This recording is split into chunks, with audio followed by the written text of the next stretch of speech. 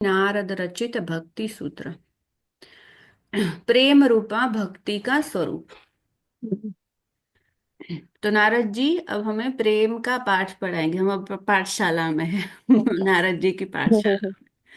तो देखो, प्रेम को तो हम सब जानते हैं ना, मतलब सुना है। खास करके तो हमने सांसारिक प्रेम के बारे में ही सुना है। ये नारद जी भागवतीय दिव्य प्रेम की बात करेंगे। प्रेम किसे कहते हैं, प्रेम का स्वरूप कैसा है, और कौन अधिकारी है, और मतलब प्रेम वास्तव में किससे किया जाना चाहिए, सब मतलब प्रेम की व्याख्या, प्रेम के बारे में जो हमें पता है वो शायद ऊपर ऊपर का पता है। तो नारद जी जो वास्तव में प्रेम क्या है, प्रेम का बहुत साधारीकरण हो गया है संसार में। जैसे मलिन वृत्ति हो गई है, बहुत ही साधारण तरीके से प्रेम को देखा जाता है। वास्तव में वो ज्यादातर मोह होता है, आसक्ति होती है। हम उन्हें प्रेम का नाम दे देते हैं।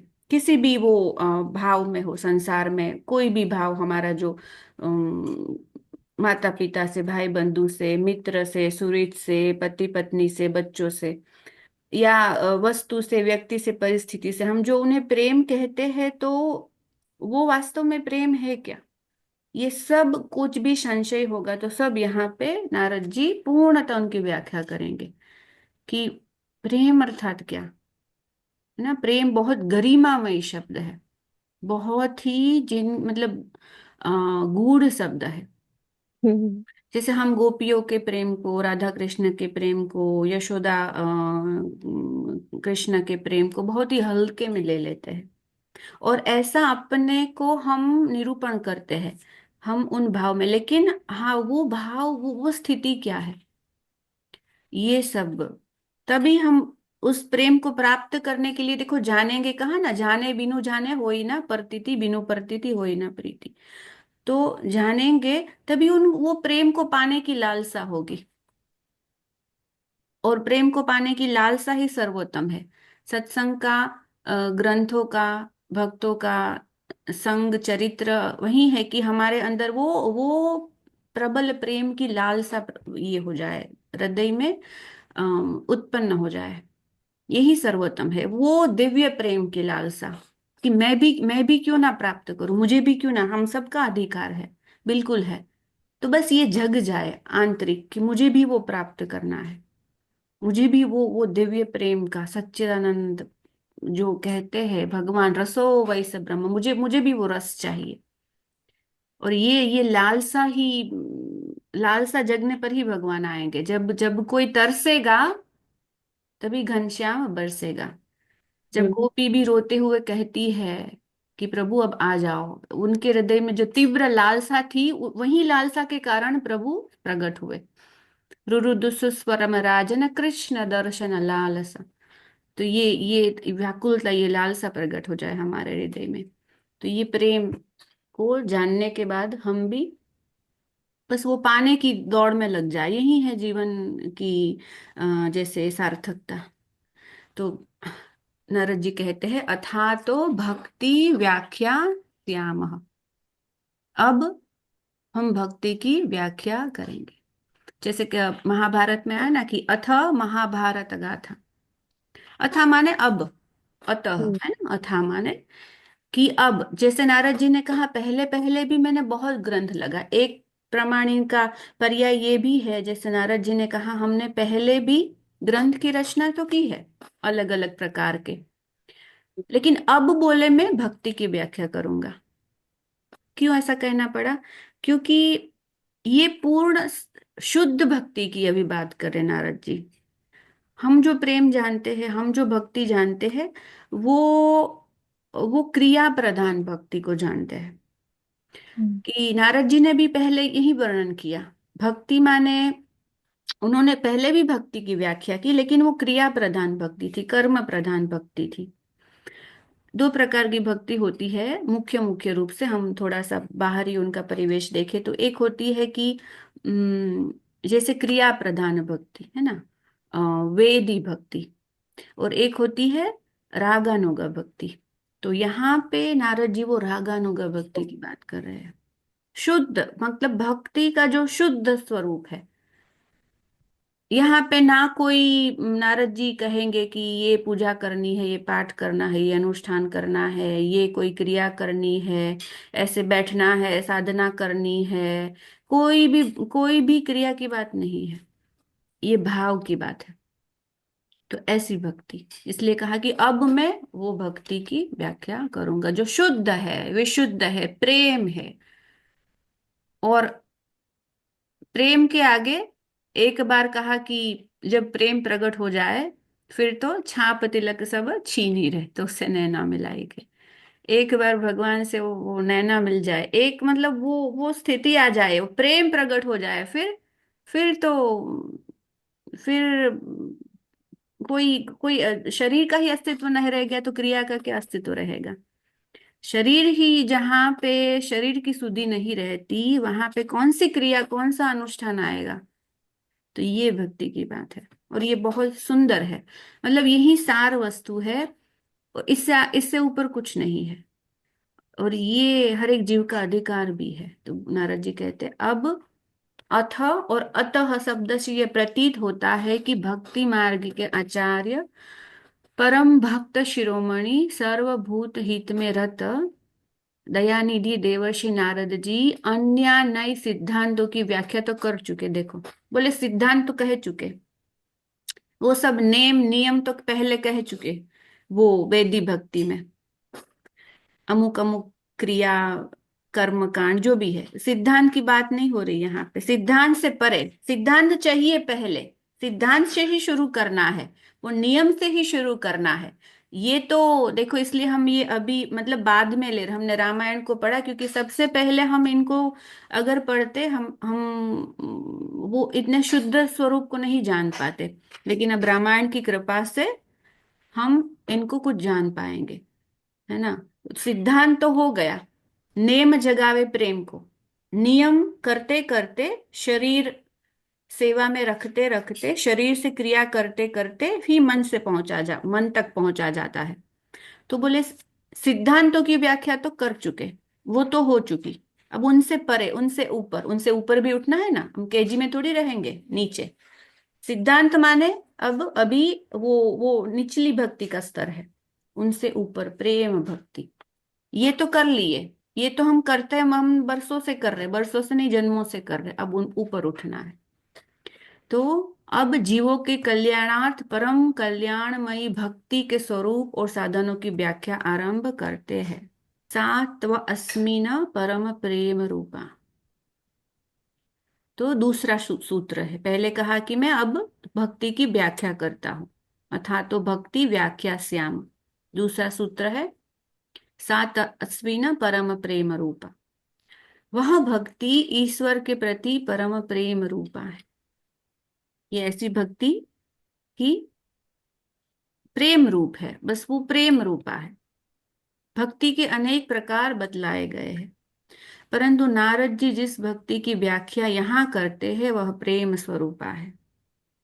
प्रेम की प्रधानता मतलब वही सर्वोपरि और वही वास्तव में सर्वोपरि है। भगवान में अनन्य प्रेम हो जाना ही भक्ति है। सब साधन कर यह फल सुंदर, तव पद पंकज प्रीति निरंतर। सब साधन का फल भगवान में प्रेम हो जाना, अनुराग हो जाना, भगवान अपने लगने लगना। मेरे अपने हैं, अपनों से भी अपने हैं, मतलब मेरे स्वयं से भी अपने हैं, इतने अपने। कोई यदि बात भी करता है भगवान की तो लगता है हाँ, ये मेरे भगवान की बात कर रहे हैं, अच्छा ये मेरे कृष्ण की बात करे, मेरे शिव जी की बात करे, मतलब इतना अपनापन, गाढ़ गाढ़ अपनापन, ऐसा प्रेम, वही भक्ति है। ज्ञान कर्म आदि साधनों के आश्रय से रहित और सब ओर से स्पृहा शून्य होकर चित्त वृत्ति अनन्य भाव से जब केवल भगवान में ही लग जाती है, जगत के समस्त पदार्थों से तथा परलोक की समस्त सुख सामग्रियों से, यहाँ तक कि मोक्ष सुख से भी चित्त हटकर एकमात्र अपने प्रेमास्पद भगवान में लगा रहता है। ये स्थिति जाहि न चाही कबहु कछु और तुम संग सहज स्नेह। निरंतर तेल धारा व चित्त की वृत्ति वहां लगी रहती है। वहीं लगी रहती है। इसलिए कहा ना कि प्रेम ऐसा सुंदर, जैसे वो, मतलब इतना सुंदर है प्रेम कि यहाँ पे मन चित अपने आप एकाग्र हो जाता है, बिना एकाग्रता के वो अनुभव नहीं होता। जैसे कहा ना कि योग में हम पहले एकाग्रता सिखाते हैं कि पहले एकाग्र करो मन को सब और से हटा करके, लेकिन प्रेम में एकाग्रता अपने आप आ जाती है। देखो हम जिनको संसार में भी, संसार से ही हम उदाहरण लेंगे और कहाँ से लेंगे, जिसमें हमारी महत्व बुद्धि होगी, है ना, जिसको हम मतलब ज्यादा महत्व देते होंगे, प्रेम करते होंगे संसारिक में भी, या हम जिसका हमारे ऊपर प्रभाव होगा ना, देखना उनकी स्मृति अपने आप आएगी। याद करना नहीं पड़ेगा। अपने बच्चे को याद करना थोड़ी पड़ता है, अपने आप याद आ जाती है ना। कि अपने कोई भी सुहृद को याद करना नहीं पड़ता, याद आ जाती है। तो ऐसे, क्योंकि उनमें हमारी महत्व बुद्धि है, संसार के भोगों में महत्व बुद्धि है, संसार के व्यक्तियों में महत्व बुद्धि है। किसी को यदि कोई कहीं पे जाना होता है, जैसे एक होता है ना कि मुझे डेस्टिनेशन, मुझे यही यहाँ पे जाना है, तो जैसे मतलब वो स्थान की बार बार याद आएगी, अब करना नहीं है, हम मुझे वहां जाना है, मुझे वहां जाना है, ऐसे। अच्छा, मुझे अपने बेटे की या अपने पति की, पत्नी की, मतलब वो बार बार, क्योंकि उनमें उनमें हमारी आसक्ति है। ऐसी आसक्ति भगवान में हो जाए, लेकिन एक भगवान में हमारी चेतना क्या अभी बिखरी हुई है, थोड़ी यहाँ, थोड़ी यहाँ, थोड़ी यहाँ, थोड़ी उसमें, थोड़ी इसमें। इसीलिए वो एकाग्र नहीं हो पाती। और जब एकाग्र हो जाएगी ना, जैसे मतलब हम जो बचपन में वो करते थे ना एक्सपेरिमेंट, इफ यू रिमेम्बर, एक वो बिलोरी कांच लेकर के वो सनलाइट को हम केंद्रित करते थे और नीचे कागज रखते थे, वो जो केंद्रित होती थी तो वो, उसमें इतनी शक्ति होती थी वो कागज को जला दे। जब वो केंद्रित होती, एकाग्र होती वो शक्ति एक जगह, इट कैन क्रिएट मिरेकल्स। और वो भी उच्च चेतना में। हमारी क्या है, लोअर एंटिटीज में, संसार की तो सब सामग्री ऊर्जा से कम है ना, भगवान की ऊर्जा मतलब वो, इसीलिए कहा कि मन चित्त को संतों में और गुरुजनों में और भगवान में लगाए रखो। क्यों? क्योंकि वहां पे it is the higher frequency. तो जब वहां ऊर्जा केंद्रित होगी तो देखो क्या मिरेकल्स होगा। हमारी ऊर्जा, हमारी चेतना ये नीचे नीचे की अस्तर वाली ऊर्जा में केंद्रित होती है, इसलिए इन ये व्यर्थ जाते हैं, इनका कोई कोई मतलब नहीं। साइंटिफिकली भी अगर कहो, कोई मतलब नहीं। अब एक निरंतर वहां पे लगी रहे तो देखो इनका क्या क्या रिजल्ट निकलेगा। वो आनंद दिए बिना रह नहीं सकता, ऐसा। तो बोले कि ऐसी ऐसी जब स्थिति आ जाए कि अब सुख सामग्रियों की तो क्या, मोक्ष की भी अभी इच्छा नहीं है, सबसे हटकर एकमात्र अपने परम प्रेमास्पद भगवान में लगी रहती है। सारी ममता और आसक्ति सब पदार्थों से सर्वथा निकलकर एकमात्र प्रियतम भगवान के प्रति हो जाती है। तब उस स्थिति को अनन्य प्रेम कहते, इनको कहते हैं प्रेम ना। चित्त वृत्ति जो कहते हैं ना, योग में भी चित्त वृत्ति निरोध, मतलब यहाँ से निरोध होकर भगवान में लगी रहे, उनको ही योग, योग माने जुड़ना, युज, जुड़ाव हो जाए एक जीवात्मा का वो परमात्मा में जुड़ाव हो जाए, केंद्रित हो जाए, उसके अलावा कुछ दिखाई ही ना पड़े। शरीर से कुछ भी हो रहा है, शरीर से कुछ भी हो रहा है, मन वही है सतत निरंतर अपने प्रियतम प्रभु में। बड़ी बड़ा सुंदर रिश्ता है, बड़ा सुंदर भाव है। जैसे गोपियों का था, है ना, कुछ भी कर रही है गोपियां, सांसारिक है हमारी तरह, गृहस्थ है। अरे वो तो मतलब गृहस्थ भी है और जैसे प्रोफेशनल भी है, दही दूध बेचने भी जाती थी ना, और घर के भी काम करती थी। तो लेकिन वो चित्त वृत्ति हमेशा कृष्णाकार, पादार, जैसे कहा ना कि मुरारी पादार्पित चित्तम, हमेशा बस उन्हीं का स्मरण, उन्हीं का स्मरण। तो वो महान तपस्विनी हो गई, घर में रहते, और वो परम पद को प्राप्त हो गई।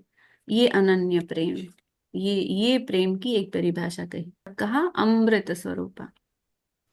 वो एक बार उनका पान कर ले तो कैसा है, बोले अमृत जैसे मीठा, इतना मधुर, इतना मधुर। संसार में क्या, कौन सा ऐसा रस होगा मतलब सब सब भोगों को मिला लो, फिर भी एक बूंद भी भगवान के प्रेम का जो रस है ना, उनसे हम कंपेयर नहीं कर सकते।